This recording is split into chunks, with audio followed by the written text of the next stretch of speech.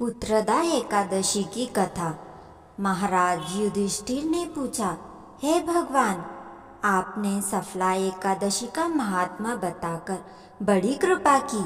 अब कृपा करके यह बतलाइए कि पौष शुक्ल एकादशी का क्या नाम है, इसकी विधि क्या है और इसमें कौन कौन से देवी देवताओं का पूजन किया जाता है। भक्तवत्सल भगवान श्री कृष्ण बोले, हे राजन, यह एकादशी का नाम पुत्रदा एकादशी है। इसमें भी नारायण भगवान की पूजा की जाती है।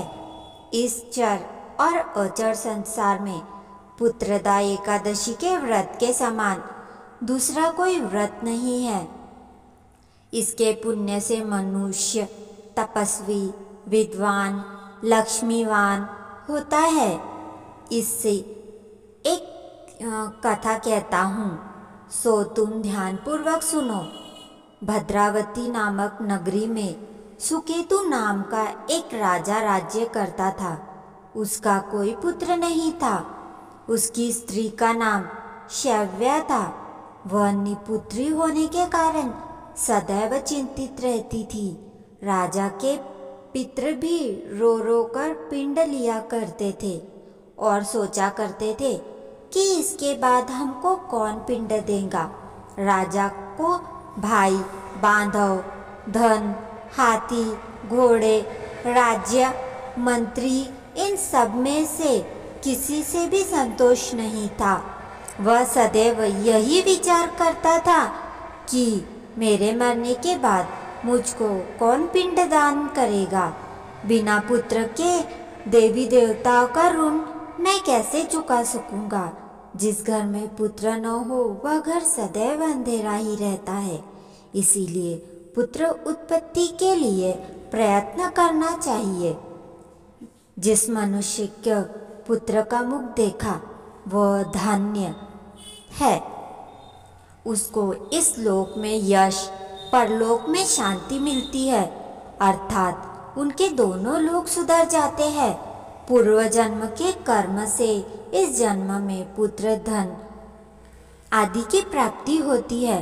राजा इसी प्रकार रात दिन चिंता में लगा रहता था। एक समय तो राजा ने अपने शरीर को त्याग देने का निश्चय किया, परंतु आत्मघात को महान पाप समझकर उसने ऐसा नहीं किया।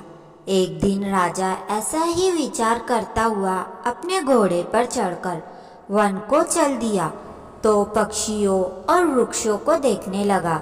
उसने देखा कि वन में मृग, व्याघ्र, सुअर, सिंह, बंदर, सर्प आदि सब भ्रमण कर रहे हैं। हाथी अपने बच्चों और हथनियों के बीच घूम रहा है। इस वन में कहीं तो गीदड़ अपने कर्कश स्वर में बोल रहे हैं, कहीं उल्लू ध्वनि कर रहे हैं। वन के दृश्यों को देखकर राजा सोच विचार करने लगा। इसी प्रकार आधा दिन बीत गया। वह सोचने लगा कि मैंने इस कई यज्ञ किए हैं, ब्राह्मणों को स्वादिष्ट भोजन से तृप्त किया, फिर भी मुझको दुख प्राप्त हुआ। क्यों?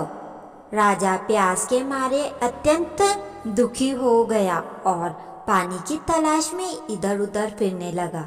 थोड़ी देर दूरी पर राजा को एक सरोवर दिखा।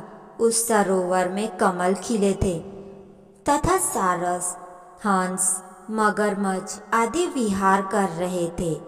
उस सरोवर के चारों ओर मुनियों के आश्रम बने हुए थे।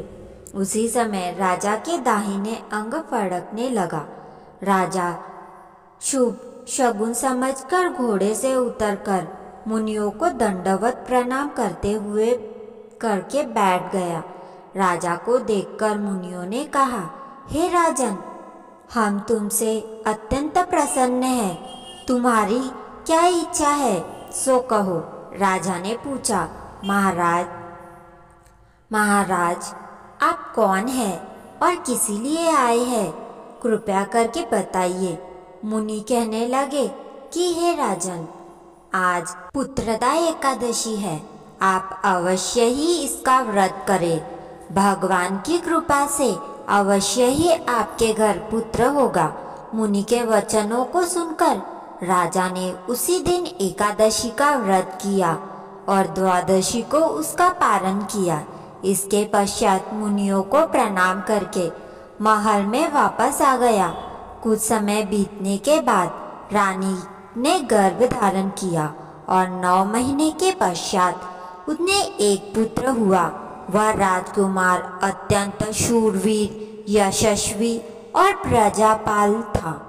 श्री कृष्ण बोले, हे राजन, पुत्र प्राप्ति के लिए पुत्रदा एकादशी का व्रत करना चाहिए। जो मनुष्य इस व्रत के महात्म्य को पढ़ता या सुनता है, उसे अंत में स्वर्ग की प्राप्ति होती है।